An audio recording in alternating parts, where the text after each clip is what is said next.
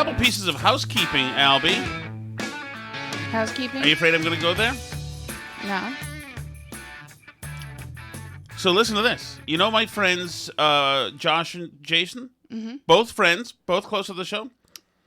Listen to this. This is a controversy of controversies. Yes. Okay. Today, Josh is overseas somewhere.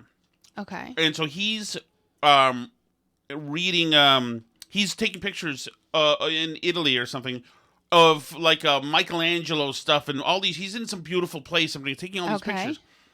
So, and he's texting them. We're on a text thread, about 6 of us. And so he's like, I could tell it's real time. He's doing this. While the text thread is happening, this is during my show, because I can see all the pictures that he's sending. It's a little hide box at the top of the screen. You can see that he's texting. Mm-hmm. It's some beautiful stuff. Obviously having a great time in the lap of luxury somewhere. So I get this thing from Substack saying that he's unsubscribed to Substack, which blew me away as bizarre because, not that he unsubscribed, because, come on, but because I thought he was in the middle of the text thread with who you? looks like, well, no, who like looks at a masterpiece, contemplate the Statue of David, the Sistine Chapel, unsubscribe, you know, the to this scam Substack. Unsubscribe to the next masterpiece, to the next masterpiece. And thought, like, who thinks like that? Okay. What an interesting way to think. And then I said, I can't believe you unsubscribed in Italy. Like, how dare you go overseas? Said to him? Yes, I said on the text, right? I said, how dare you go overseas to unsubscribe? Now listen, this is the thing. Okay. To which he said, I didn't? I said, well, maybe not Josh, Jason. And I pasted in the stuff, and there he is. It was actually Jason, who's stateside. Now, Josh has actually bought the Substack premium thing and actually spent moolah. But Jason stabs me in the back from nowhere. It wasn't. I falsely accused his brother. He let his brother take the fall, by the way. Take the hit. did not deny. Until I brought the proof. And now it's him. We've busted him. Okay. He supports us on Patreon. Now, Josh said, great, you automatically think it's me? I'm the dependable brother, which is right, Josh. And full apologies from Burn Barrel Inc. You will get a token of our appreciation for your loyalty. Jason supports the show on And then Patreon. Jason now, tail between his legs, caught red-handed. Caught red-handed says, what? I still subscribe to the Patreon. And then he goes, and this is where it gets pathetic. Outpour the excuses. It's Putin's fault. It's because of the pandemic. The gas station owners, it's their fault. If we just didn't have this radicalized SCOTUS, I'd be able to subscribe. So there you go. So I've resolved, Alice, because I have what's called a Christian heart. Okay. We are going to send him a free subscription anyway, and we should send them to Josh, too. Do we have any more of those? It's not a good way to think. Okay, well, anyway. So we're going to show that They've spent a lot of money. We're going to show, yes, they are, and they're actually also our friends, and I'm sure that neither of them really want to be subscribing to this stuff. But the Substack, but by the way. Okay. Notice, Jason dropped Substack. Right when I wrote a Right piece. when you wrote one. It's my fault. Absolutely. If this isn't Jason Kavanaugh, I don't know what it is. Absolutely. The patriarchy. I'm not reading this woman's wisdom. Oh. Yeah. So there you go. Yep, there you go. So the other thing is, so that has been dealt with.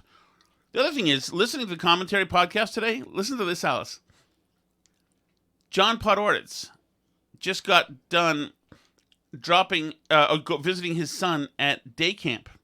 Okay. I think his sons are about the age of our son. When he arrived, his son burst into tears that Podhoretz wasn't taking him home. Really? Yes. Isn't that interesting? Isn't that interesting? Podhoretz himself talks about having a hellish time at day camp as a boy. Day camp or sleepaway camp? Sleepaway camp. Day I'm sorry. camp means you don't sleep. I'm sorry, there. I meant sleepaway, yeah. So isn't that interesting? So my worries and concerns were accurate, were founded. Just not for our kid, who was happy to be anywhere but at our house, which I think says a lot about the environment totally we've cultivated here. None of us wanted to go home when we were at that camp. Okay, so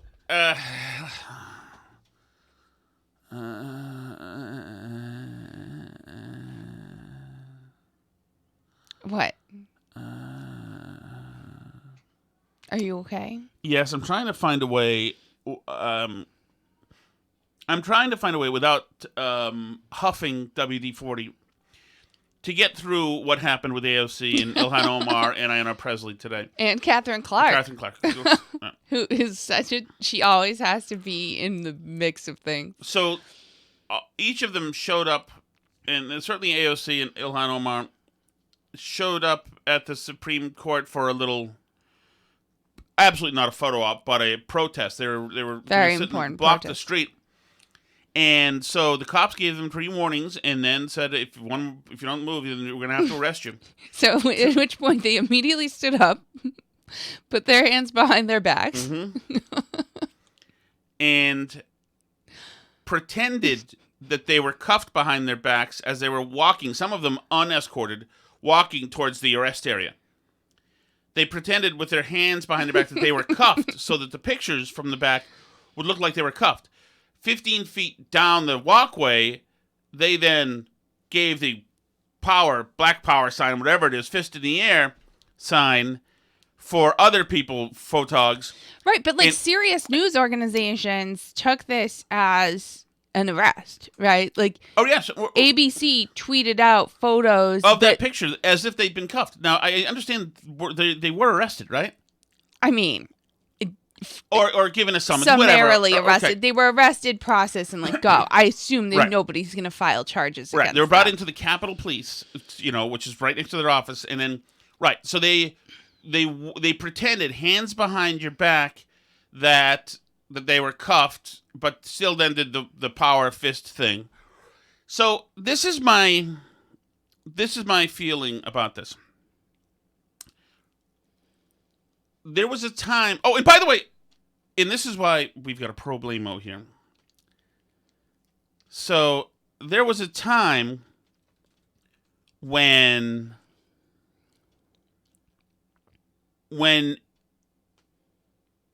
you couldn't do something like that because it was such poor sportsmanship and fake, and you were busted, that it's just too ridiculous. I know, it's embarrassing. It should be embarrassing. But this is the same group of people. I mean, I don't know if it was them in particular, but remember when they sat on the floor of the house? No. This is nothing like anything that's ever happened before. This is pretending. Pretending to be handcuffed. And then, like you said, the press took pictures and went off to the other winners. They're pretending to be handcuffed. They weren't. They're pretending to be in bondage by authority figures for heroically standing up for something, which is blocking a fake walkway in front of the Supreme Court. This is all fake. Now, you would be seen, when I was 30 years old, as a effing coward and poser if you were pretending to be arrested and you weren't arrested, pretending to be cuffed. You can't pretend that. The ridicule would be endless. It would be endless from you, your friends. They would also, that is effing, you can't ever get that back. It's such... Holding your hands behind your back. It's such poor sportsmanship. It's so petty and ridiculous and so fake and so just pussyish. It's so ridiculous that it is an utter disgrace. It's the worst thing. I told you about my friend Chad, who got punched in the leg in Holbeck in 7th grade, who never showed up again. This is like Chad showing up the next day, and if people don't remember, he got punched in the leg and then screamed, and they had a crying fit, and then left the school that day and never came back. So, because rightfully he knew that he had shamed himself, that he had embarrassed himself in ways that were not recoverable in 1985. So he went away, which he should have. If he had come back the next day and been like, yeah, I'm the coolest in the school. Yeah, whatever. If he'd come back next day at all, he would have been tarred and feathered. But if he had come back the day and acted as if he was some kind of hero, tough guy, yeah, he would have been laughed uproariously by the children and the adults right out of the school. But that's the thing is, like, they are acting like that. They all had, like, teams of their comms people ready to go tweeting out, how they were arrested doing a nonviolent act of civil disobedience and all this stuff, like they're MLK or something. And all these, they're important civil rights protesters. So Catherine Clark tweeted. Alice, hold on. This is the problem with this. On one of the threads, somebody says, AOC was arrested, must have broken out of her cuffs. Somebody's joking, which is what you should do, of course. And a bunch of people said the same thing. To which this person, Rosella de la Scream, says, and hear me out on this, the cops ordered them to put their hands behind their back, and that's how people hold their hands behind their back after being ordered by the police to put their hands behind their back. And then somebody replied, that's why she pulled her hand up in a fist at the end of the video, because the police also said to do that. It's like a big game of Simon Says. To which this lady, Roselia, goes back, or she was compliant with the officer's orders until she wasn't. Is it really that hard to imagine that Congress people get special kid gloves treatment by police officers when arrested on a minor charge? Then somebody agrees with her. The point is not to comply with police orders. Or maybe they don't agree with her. And then somebody notices that that they're all wearing jackets. I thought it was hot in D.C., they said. But of course, they're about to be back in the air conditioning, and they know it. So I think this lady comes back again one more time. Somebody says, maybe all the officers wanted to date them. Somebody else says, they should have yelled, I can't breathe. And then, wait a second, we're almost there. It's like some comments have been moved down. And then essentially she says, because I can't find it, because it's too many things. Essentially she says, this woman who's been defending them, I'm not going to continue talking to conspiracy theorists. So you're the conspiracy theorist if you think that it was fake because they weren't really cuffed, so that's where we are now. So I mean, what's a conspiracy theory? I don't You're a conspiracy theorist if you don't think everything that happened was on the up and up. The cop said, put your hands behind the back. They were really planning to block the road indefinitely until the cops made it. So why didn't they just comply with what the police told them to do the first 3 times they told them to get out of the road? How about that? So Catherine Clark tweeted, this is my favorite out of the whole thing. The extremist Republicans are determined to take us back in time and take away our rights. They can arrest me, but we won't allow them to arrest freedom. What does that even mean? Unfortunately, Alice, there's a bunch of people in this town, the town over in Melrose and West Hartford, who say, you know what, that's right. Who don't care to think this through, but will just say, oh, you know what, that's right. Arrested abortion, see? Yeah, that's right. Yeah, Amy says, I'm so proud you're my congresswoman. Thank you. Keep up the good work. Thank you for fighting. We appreciate you. And then the next person has a John Lewis gif that says, never ever be afraid to make some noise and get in good trouble. Necessary trouble. Thank you. Proud of our congresswoman. No one is making fun of her on this. It must just be because she's not quite as famous as like AOC and Ilhan Omar and those people. So it's like most of the people following her dumb tweets on Twitter like actually think she's awesome. But people should pay attention to her. Yes. She's probably going to be the next Democratic Speaker of the House after Pelosi. Right. 2026. Maybe not even. I don't know. Not if the Dems keep up the way they're going. It could be a while. But she's definitely positioned to do it. She's like right there with Pelosi. She's the assistant speaker. So the problem is that we're at record dumb. And there needs to be some kind of reckoning. You can't just have everything be this stupid. You can't. Do you have the audio of Ayanna being arrested? No. I sent it to you. Did you? Yeah. Hold on. Phil. at 3:58 p.m. No. Yeah, they're trying to think they're really doing something here. It's incredible because and it's amazing to me that like people buy into it. These people don't need to protest. They're the Congress people. You know what I mean? Like they are the people in charge. The protests are supposed to be trying to get their attention. Right? Like, this isn't how this works, actually. So I don't understand what the point is of Congress people going out and, like, trying to block the road. John Ward just texted you and tweeted you and I, Alice. You may be interested in this. Okay, so let me find this here. It's a direct message. Sorry about that. Okay, yes, I see that, indeed. Are you going to cover that later in the show? I will. Okay. It's not Ilhan Omar. No, it's Ayanna Pressley. Is it one of those? It's a video right above that. It looks like Ayanna Pressley. Here we go. You can see it. No! If we don't get it, shut it down! Shut it down!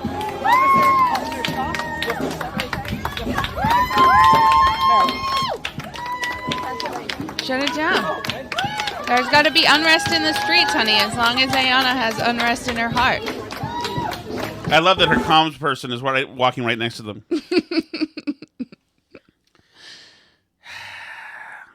This dastardly December 7th like attack from my former friend John Ward, you can follow him on Twitter, makes this a point. Well, it tries to cast this particular aspersion. He says, it just hit me, the original AOC, Tom Shattuck. Tom demanded to be arrested and then made a big deal about it at Jimmy's New Year's party on Dean Road. This has been a piece of scurrilous, venomous, Alice, putrid gossip that has been allowed to spread since 1989 when I was just 16 years old. Mm-hmm. That is not what happened. That's not what I heard. That is incorrect. What happened was the police, by the way, this is George Herbert Walker Bush that caused this because he decided it was going to be a zero tolerance policy on drugs and alcohol. So then the Winchester police told all of us during the assembly that they weren't messing around anymore. And then my brother, it was my idea, although I had no friends, so I had no you I had couldn't no promotion. implement it. Yes. But my brother was a guy who threw some parties, and he was very popular. So I said, let's throw a New Year's party, Jimmy. Let's throw a New Year's party. Because you had no parents home. No, yep. My dad owned the house at that point, and he was out in probably Washington, D.C. lobbying, as a matter of fact. Mm-hmm. And so my brother says, oh, fine, whatever. And I'm like, oh, great. And I don't know, we probably called some people, went to White Hand. Talked to people. White Hand Pantry was the parking lot where you would go. That was the internet back then to communicate. And so we told everybody, and then we had this huge, and it turned into a huge raging blast kegger party with all the idiocy of 1980s, people driving like on the 16 candles. Yes. With people driving on the neighbor's grass, and I remember one time one kid making out with a girl in my dad's room, like on his bed, like damn close to trying to score, and I went in there to say, "Hey, can you?" And the kid kicked the door closed on my face. I was outranked in my own house, but it was a huge raging party, and then the cops, of course, showed up.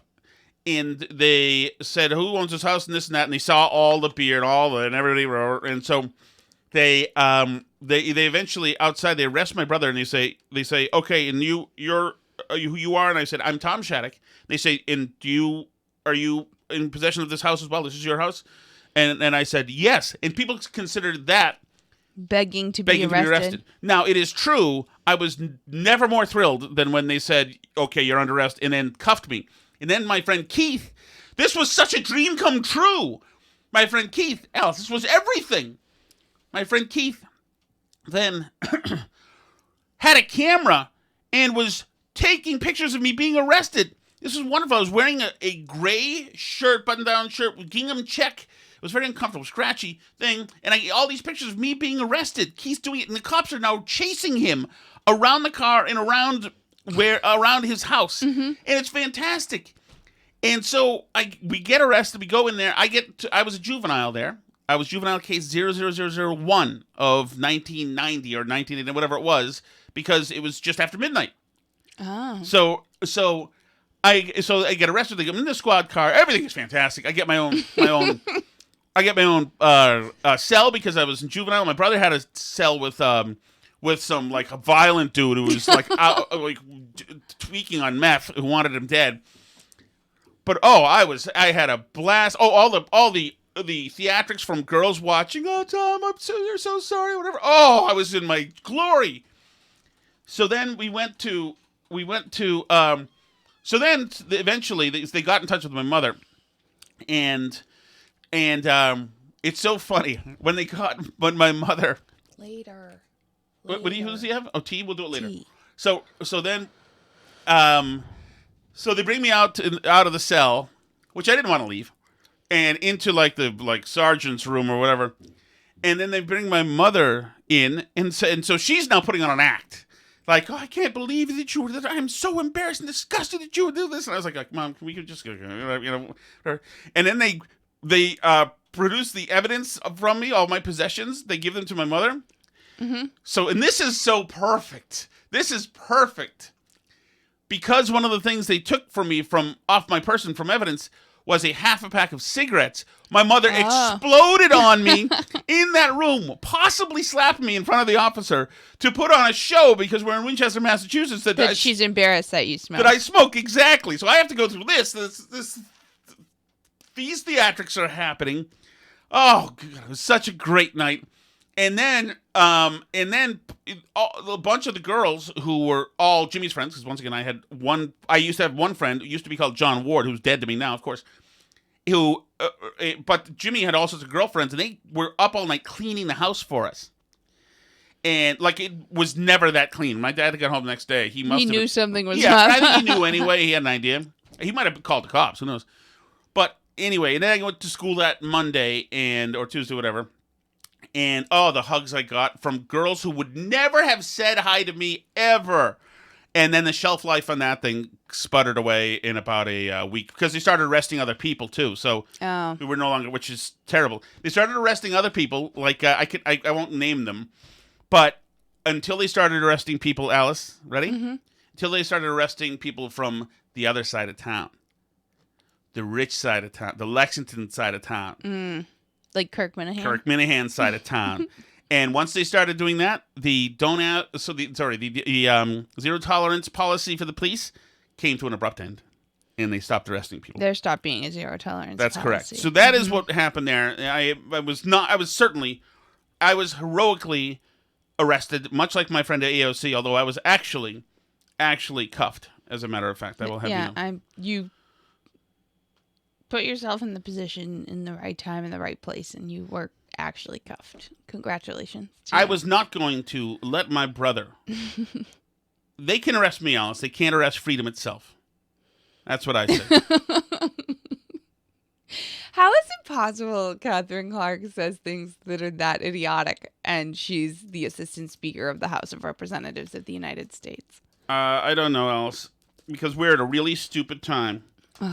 A really stupid time. Okay. So, anything more to say on that, or shall we move on? We can move on. Go for it. All right. You're kind of, you got a bee in your bonnet there. What are you doing? What are you looking at? What are you thinking? Nothing. I'm just looking to see if anything important's going on. Kamala Harris says that not allowing her to get an abortion is like slavery. It's interesting. So much stuff is like slavery.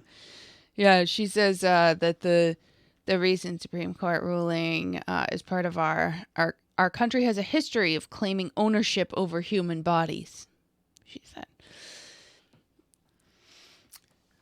Okay. Of course it is. Alice, by the way, the Winchester Community Group, from whence I was extracted by the state authoritarians in January 1st, 1989. I just wanted, this is a quick quiz for you, because this is a post on there by a woman named Allison. I don't know her. Okay. She says, we need your help. At about 10:50 a.m. on Saturday on Dartmouth Street, rich side of town, our dog Murphy was attacked in our own yard while on a leash held by my husband by a yellow, brown, black labish, one more type of dog. Pit bullish? Correct. Mix. What's a black lab pit bull mix? Mm-hmm. it's a pit Is it bull. mostly Right. just a dark colored The part pit of the bull? dog that went and attacked Murphy was the pit bull. So that's all we need to know, okay? I just wanted to bring that up, give you a chance to answer that query. Now, the other thing that's going on is, I mean, do we care about the Biden climate stuff? Not that much. They're trying to push the climate stuff because Prince Harry and all this stuff is saying. Oh, Prince Harry weighed in on abortion too. Did you? Oh, was see that abortion? I thought it was. No, he's weighing in on abortion. I'm because not of course he is. His cojones are in a jar with a psycho woman. So I don't want to see, like, this is a poor, wretched excuse relic of a person. And I feel bad for him. I can't watch him. It's like watching ISIS footage when I see him. It's like, I'm sorry, man. I'm sorry. Yeah, he said that the rolling back of the constitutional rights in the United States is a part of a global assault on democracy and freedom. So just like what Putin's doing in Ukraine, like bombing civilians and stuff, that's what it is when the Supreme Court says you can't kill your children. That's what it is. It's a rolling back of constitutional rights. But that's kind of, we've talked about this in the past a little bit, but that's what it does when you don't say that you're at war with like a particular group of people, when you say that you're at war with like an idea, which is not what it is. You know what I mean? Like, we didn't go to war in World War II like against authoritarianism, because later in the war we were allied with Stalin, right? Like, he's just as authoritarian as anybody else. It wasn't like some principled thing, like we're going to only work with people. We didn't go to war against some like abstract idea of Nazism. We went to war with the exact people who were like rolling panzers across Europe, right? It was like with specific people who were doing specific things. And in my view, really, like, we had the same kind of problem with like the global war on terror. And this was, I think part of the reason that this happened is that this was sort of an out for like Bush and people who wanted to, avenge 9/11, but not say that they were going to war with like Islamic groups or Islamic fundamentalists or something like that, is we went with this like global war on terror stuff, right? But it wasn't a war on terror, right? Because we have a totally long history in the Middle East of like picking sides between two groups that use terror on each other all the time, right? Like, that's why we initially armed people in Afghanistan that we later regretted arming and all this stuff, right? Like, the problem is that we're not clear about what's happening and who we're going to war with. And that's the reason why they can now turn around and use the Patriot Act and terrorism laws and all this Department of Homeland Security stuff to go after like parents at school board meetings who get rowdy, because they've said, they didn't say, they were doing this stuff to find like jihadists who were trying to blow up planes. They decided to go more abstract because that was like mean and might offend people or something, right? So they decided to go for like, no, we're in a war on terrorism itself as a concept, like, which we're obviously not at war with amorphous terrorism. Like, in Iraq and Afghanistan, we were at wars with specific groups of people who did specific things or who were involved in specific groups who were committing certain atrocities at that time, right? But now they're doing the same thing. Like, it goes back. Biden gave a speech a while ago. It was that, I forgot what it was even about, but it was at that press conference that they made that big deal that we're like, it's his first press conference where he'll be taking questions. Do you remember? And he had all those notes. But he like made this big point about how saying like that the conflict of our century is this conflict between democracy and authoritarianism, democracy and, and whatever like Putin is supposed to be, right? And now like the problem is when you do these abstract things is you can fit anything into it. So like your political opponents can be cast as like literally Putin invading Ukraine if like you don't like the laws that they vote for in their state about abortion, even though that's like as democratic as it comes. It makes no sense to say that that's anti-democratic to have like different abortion laws in different states. It's exactly democratic. Sure. But the problem is that they're saying that it's like it's an assault on democracy and freedom. Oh, I don't like the voting law you want to pass. It's an assault on democracy. You're just like Putin, right? So it allows you to take somebody who's clearly bad, like Putin, who's invading a country and killing innocent civilian people, and say that your domestic political opponents are part of the same movement, right? And the left has done the same thing with the infrastructure that Bush set up. And to his credit, Bush never, I don't think, used the global war on terror against like random Democrats. Like, I don't think he used the Patriot Act to spy on Democrat political opponents he didn't like to try and ruin them or something, right? I think that's right. I mean, libertarians would still have a lot to say about it. Well, yeah, because he enabled it, because he put those laws in place, right? So now you have a situation where Obama has, implemented this against his enemies, where Biden is using this terrorism stuff against his enemies, where they're all using this stuff to spy on people like that they don't agree with. The dossier. Right? And it's because these things never were about the particular conflict at the time, because nobody would disagree that at the time we needed to fight back against the people who did 9/11, right? But this idea that you can fight a war against terrorism or a war against authoritarianism is a recipe for the state turning those tools against you, because authoritarianism is, as you can see right now, an amorphous term that the left uses however they want to fit you into it. You go to a school board meeting and get upset, you're an authoritarian. You're part of the global movement with Putin. Like, and that makes no sense. The people at the school board meeting have nothing to do with Putin. And you can see it too in the way that the left talks about politics, and some people on the right. There are some people on the right, like Nick Fuentes, people like that, who cheerlead for Putin because the left is against him. Of course. But on the left, you see it much more. It's much more mainstream, where they fit Trump and Putin and SCOTUS rulings they don't like, and everything else about the right in America that they don't like, into part of the same movement that's happening. It's all on one side. Trump is on that side. DeSantis is on that side. They've tried to smear Christina Pusha like that, Ron DeSantis's press secretary, because she's done work, I think, in Georgia, I want to say, some former Soviet countries. She's done some stuff, but, working for some people in those countries. And so they've tried to smear her as like having something to do with Putin because she's worked in some of these former Soviet countries. Of course, she was working for people who were opponents of Putin, who Putin was trying to get rid of, but that it doesn't matter to them, because Christina Pusha and Putin are part of the same movement in their mind. Yeah, well, the same people are calling Tulsi Gabbard a Soviet asset. They said Tulsi was a Soviet asset a few years ago because she was, not taking their BS on all of this stuff. Everybody, if you don't toe the party line, you're a Soviet asset.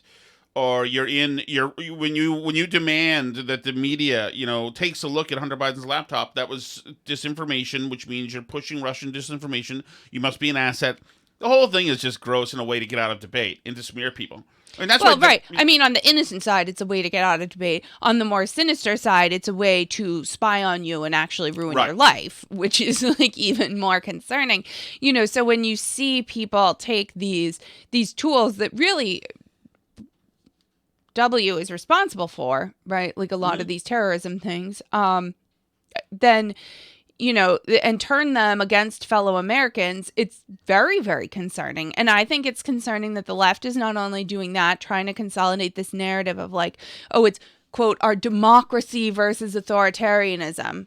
It's January 6th is part of what Putin's doing in Ukraine, this like weird mishmash of stupid stuff. But it's like all the same. The people who are upset about January 6th have Ukraine flags and they think SCOTUS is, implementing Sharia law. Who knows what they think? I don't even know. But they have this mishmash in their head, right? And then couple that with the left trying to purge the military of what they call like white supremacists or people that won't take the vaccine or, whatever it is, I think a lot of the stupidity that we see in recruiting videos and a lot of these things, even though it's funny, obviously we make fun of it. I mean, I think there is a darker side to it, which is that I think that the left actually wants to be in charge of the military. They want that as part of their same toolkit that goes with the democracy versus authoritarianism, and I think that we're not that far from a place where they'll look at like protesters, they'll look at school committee meetings and protesters and this stuff as, actually they'll stand up and say, this stuff, like we can see when these authoritarian impulses, when they go too far, we can see what happens. Look at Ukraine. We have to step in now before it's too late and put a stop to this because these anti-democratic measure, even though nothing is possibly more democratic in the country than showing up at your school committee meeting, but they can use that language and those tools and the military that they will purge everyone from that disagrees with them to really like enforce that. That's a big reason why I think I think we have limited time to get these psychotics out of office and really do like a big house cleaning in the DOJ and in the Pentagon and in like a lot of these sort of big government agencies that need a lot of a haircut. It feels like it took hold so quickly. Well, certainly it during Trump, it exposed itself more than usual, but it really makes you want to review all the books. It exposed itself. So I think Trump exposed a lot of it, and I think Biden is solidifying it as an actual fact, but I think a lot of it was sort of a very slow-moving wave that happened without people noticing because a lot of these agencies got so taken over and bloated with people who are career civil servant bureaucrats, who are on paper nonpartisan, people like James Comey, people like Robert Mueller, like these are very like staid, solid civil servant types, right?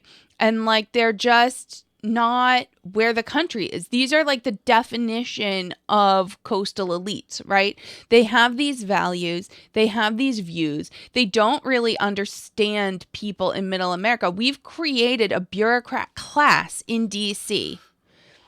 So, yeah. Of people, and like all these institutions have so many of these people working there that really like, they're not there. They don't want to be biased against gay people. So it's just a little step to like flying the gay pride flag, just a little step to saying we don't want people in here who disagree with this. It's just a little step to say, they all, I'm sure, love Dr. Fauci. They all can't see what the problem is with getting the vaccine. They can't imagine, they have no connection to the pulse of what's happening in half the country because we've created like this upper class in Washington, D.C. of people that are running all these agencies. And I think they honestly don't feel they're partisan. I think they honestly think they're just trying to be fair. They're good, solid people, right?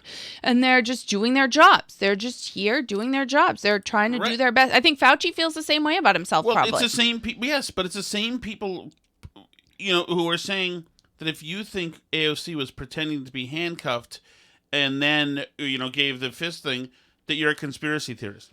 Mm-hmm. A lot of these people are just effing nuts. Biden tomorrow will have an address on climate crisis. He's got an emergency climate thing that he's going to do soon, which will be a horrific thing. He'll probably hint at it tomorrow, so we should be watching that. And now I bring us to the chat, okay? Oh, good. Let's see. So the guy who shot the gunman at the Greenwood Mall here in Indiana was some 22-year-old kid.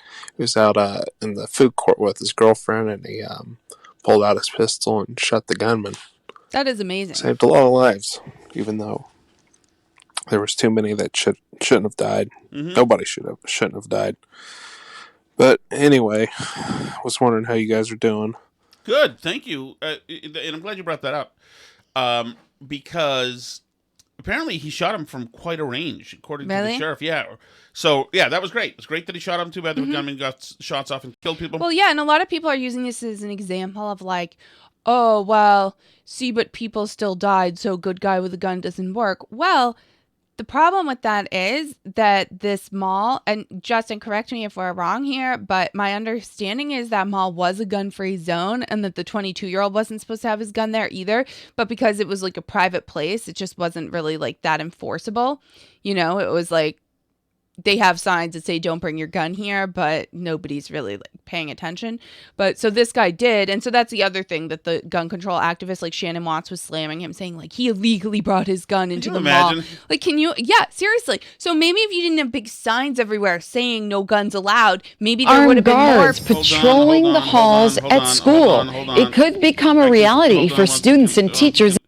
Okay, I'm going to play it in a second. So what I was going to say is that maybe if there had not been signs, maybe more people would have had a gun and he would have been stopped sooner or not gone there in the first place at all.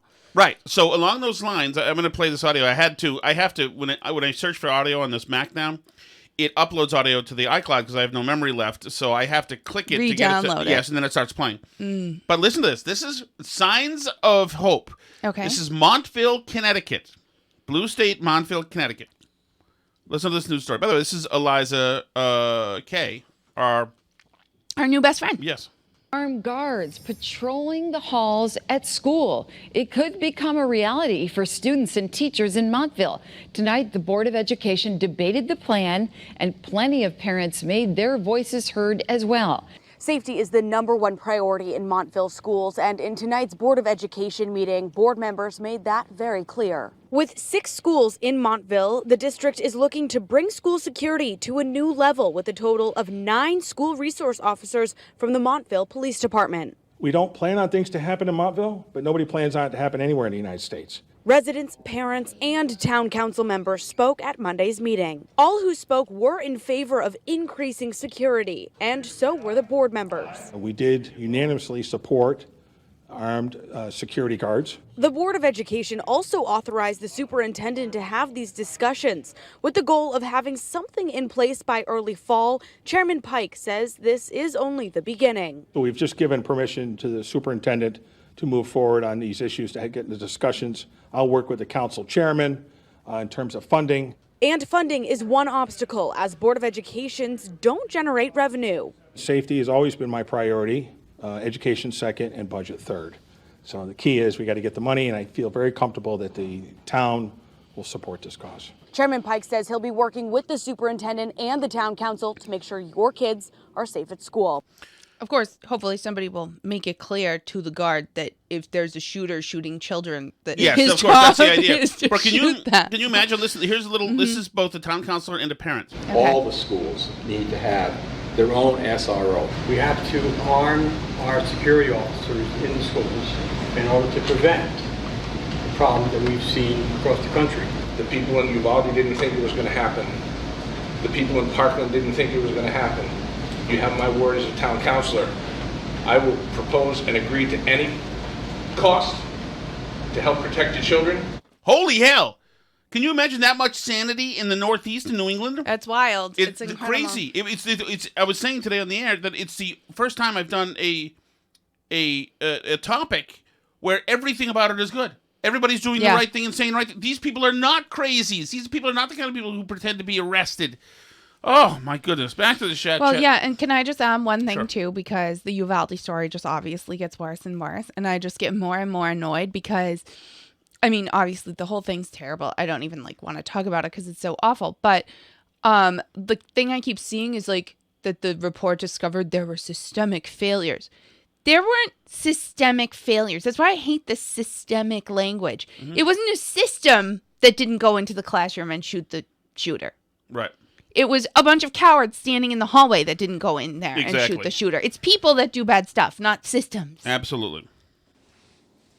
Tommy NH here. It's been a while since I've left a message on the chat.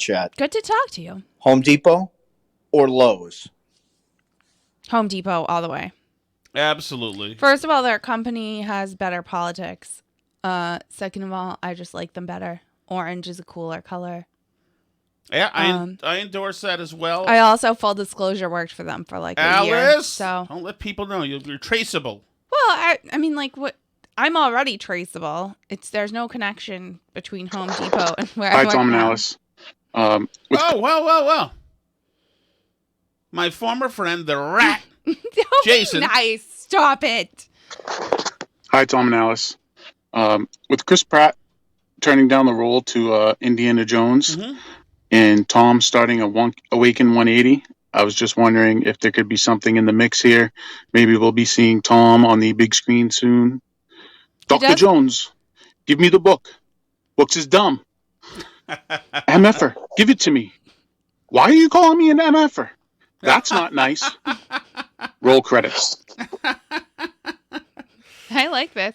You know, you do look good in a hat. He seems to have this newfound exuberance since unsubscribing to me today. Huh. Wow.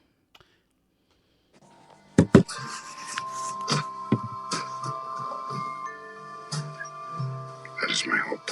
I don't want to die. Philip Baker Hall, John C. Reilly, Gwyneth Paltrow, and Samuel L. Jackson. What the hell is this? Hard 8. Oh, hard.